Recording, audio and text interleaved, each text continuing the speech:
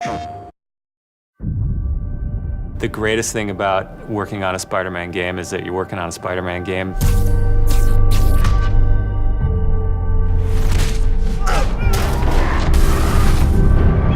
The hardest thing is that it's a Spider-Man game. We really care about storytelling here at Insomniac.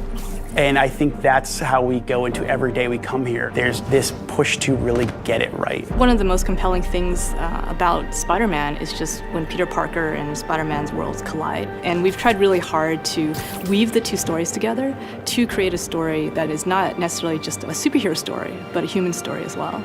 So this Spider-Man is a little different. He's older, he's 23, so he's been Spider-Man for 8 years, and kind of like an athlete in the prime of his career, he's starting to get good at the Spider-Man thing. The nice thing about playing an experienced Spider-Man is that he's already familiar with his powers, right? He's not just discovering them. We always think of Spider-Man as, we call him, the acrobatic improviser.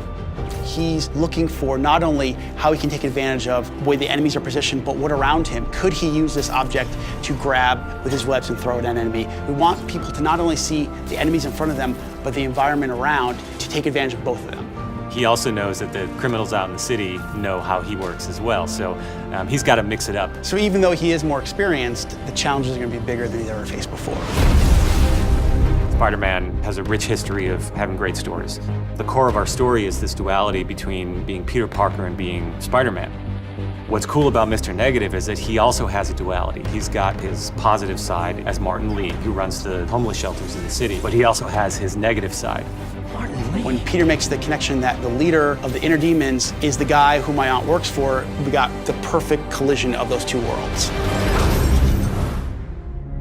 So many people have their own vision of what Spider-Man should look like, what he should sound like, and in the end, we just have to put a new and fresh twist on who he is. And for us, it's really, really important to deliver those big spectacle moments, those near impossible scenarios that only someone like Spider-Man can survive, and put you in that action. You got this, you got this, you got this! We understand what this character means to people in here, and we're making this game with a lot of heart, and we're going to do whatever it takes to give people the ultimate Spider-Man experience, the game that they've been waiting for.